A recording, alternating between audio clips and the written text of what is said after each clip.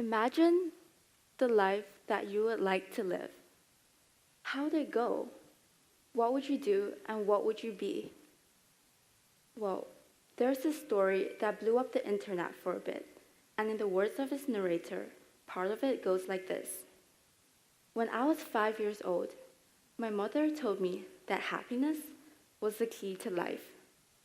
When I went to school and my teachers asked me what I wanted to be when I grew up, I wrote down, happy. Some people thought this was a genius move. Others were skeptical. But it's undeniable that all of us deep down crave happiness.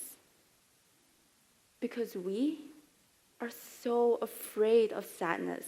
We bottle it up, we deny it, we hide it, we run away from it. We just want to be happy all the time. When really, sometimes it's okay to just pause and step back, because sometimes it's okay to not be okay. And to embrace those downtimes, because there can be upsides to being down. There can be upsides to embracing those hardships, loss, sorrow, and even grief. What is grief exactly? We all know that word and that universal feeling, but here's a concrete definition of it. Grief is a multifaceted response to the loss of something or someone with which you have formed a bond or affection. Grief is the price that we pay for love, a multifaceted response that the Kubler-Ross model has summed up into 5 emotional stages. Denial, the first shocking blow, throwing us into an attempt to combat our pain through distracting and consoling ourselves with answers that we know are not true. Anger, the first frustrated layer we see at the tip of the iceberg, hiding an ocean of emotion beneath. Bargaining, a truce we attempt to make with God with forces beyond our control, begging for our pain to be over. Depression, reality sinks in and we sink into a pit that we feel we can never get out of. But finally, there is light at the end of the tunnel, and there is acceptance. Not all of us have experienced some traumatic grieving event, such as having a loved one pass away, but we have all experienced pain, loss, and it hurts and we hate it and we beg the question, why? When you're happy, you don't ask why. You just live, and there's nothing wrong with that. But when you're sad, you're always asking why. You ask yourself why. You ask God why. Why this? Why me? Why them? Why? And we don't always completely find the answers, but we do find some sort of meaning in the process. We find that our mess can become a message.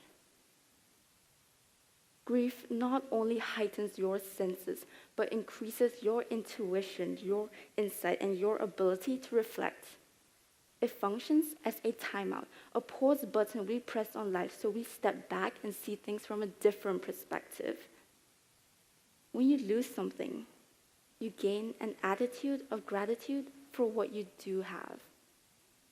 And you are thankful for the little things that now hold so much more value. You are thankful for the aroma of bread baking or coffee in the mornings, warm showers, handwritten notes, hugs, a friend holding your hand. You may have lost someone, but you are thankful for the people you still have around you. We love people, and we were made to connect with one another. And these connections are literal. Our brains literally connect by syncing their activity. Let's say you're sitting in a cinema watching an emotional scene. Well, your brain is connected to the brains of those sitting around you because mirror neurons in your brain are flying. When you hold hands with someone, not only are you connected by this physical bond, but also by those neurons in your brain that reflect each other in activity. These connections allow us to understand and empathize with one another without even having to say a word. And that is a powerful connection. We understand what it means to leave a place, leave a country, and leave behind all those people we loved. We understand how it feels to fall out of touch with someone special to us, going from best friends to strangers. Drifting apart, falling apart, breaking up, divorces, passing away. If all those losses were a shopping list, I can say that I've checked a couple of those boxes. And so have you. We've all been there. And because we all understand what it means to lose someone, this understanding connects us to an even greater extent with one another. A way to connect to an even greater group of people is through art. Often, grief and sadness fuel the creation of moving art, songs, dance, poetry. It's funny how, and kind of ironic, that for a culture of people so after happiness, that we are so moved by these works of art and love the beauty that we see within the sadness. Art is a way to pick up all your broken pieces and piece them together into a piece of beauty. It's a way to connect not only to an audience, but to your innermost self. A way to rediscover meaning and reconstruct a world that has fallen apart from loss. Personally, a way I used to deal with the pain I experience is through dance. There will be times I'd find an empty space, turn up a song, and just move. Because words just aren't enough to express everything my heart wants to say. When we lose someone, we so desperately want them to come back and say something to us. Just be with us, because we can't bring ourselves to let go yet.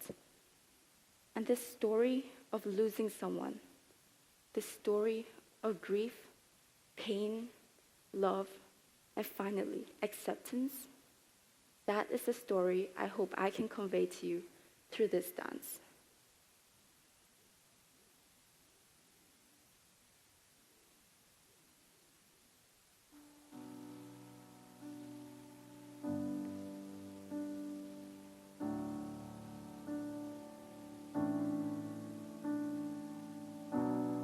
Say something, I'm giving up on you.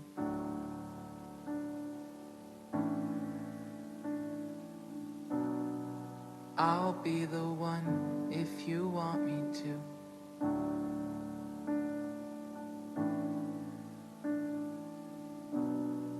Anywhere I would have followed you.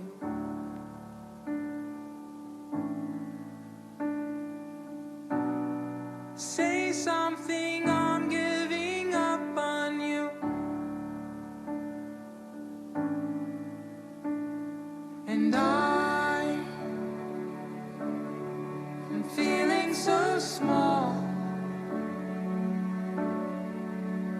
It was over my head. I know nothing at all. And I will stumble and fall. I'm still learning to love, just starting to crawl.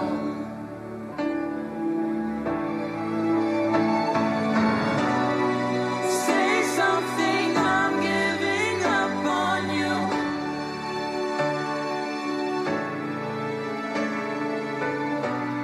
And I'm sorry that I couldn't get to you.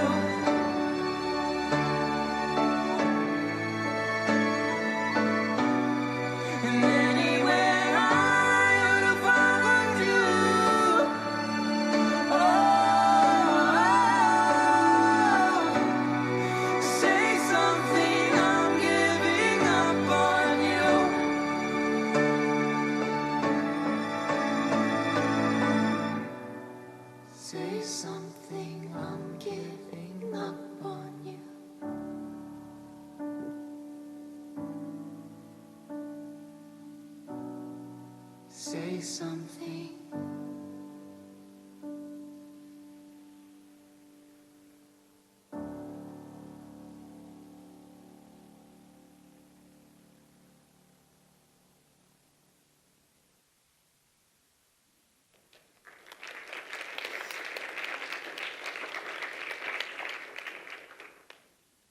When the little you have left of someone is this, you're torn between letting them go and clinging to them.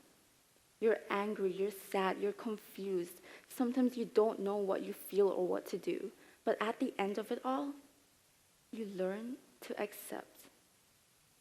You accept that what you had will not come back. But you are thankful for the love that you once had, and you are thankful for what you do have left. Because part of them will always be a part of you. Take that pain and those people and carry them inside of your heart. And with creative expression, your grief can be transformed into art. Because you and your pain are a beautiful, complex story. And for part of that, we have to give our downtimes a little glory for their contributions. We love stories. At the heart of every novel, movie, Hollywood film is some kind of conflict.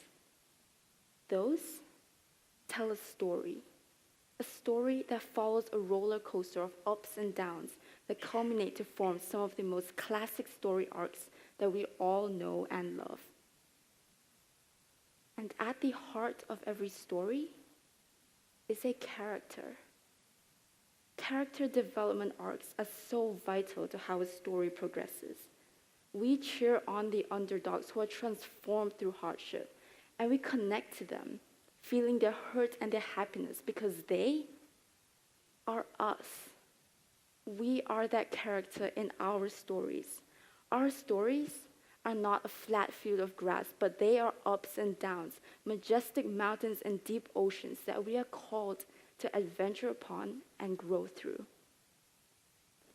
We are transformed through pain. And as we have seen, we are changed, either for better or for worse. But the good news is, you choose how you want to respond to grief. Option 1, you could act as if everything happened without reason. You could curl up in that pit and refuse to see the sun. Or 2, you could thank your grief. Not thankfulness for your loss, but thankfulness for the love that you once had. Cherish those memories, but don't let those old memories stop you from making new ones. What you lost will not come back, but part of it will always be with you. I am who I am today because of pain. And so are you. You will never be the same. Things will never be the way they were before. But that doesn't mean that things can't be good again. When I was 5, no one ever told me what the key to life was. When I went to school and my teachers asked me what I wanted to be when I grew up, I didn't know exactly.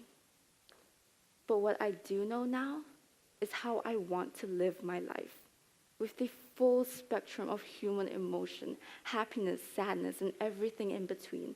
I hope for meaning, growth, and connections to the people around me that I love.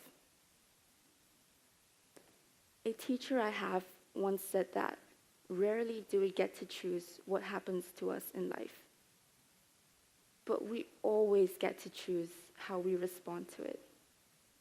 Rarely do you get to choose if misfortune strikes you, but you choose the way you let grief affect you. Yes, it can break you, but you can let it make you too.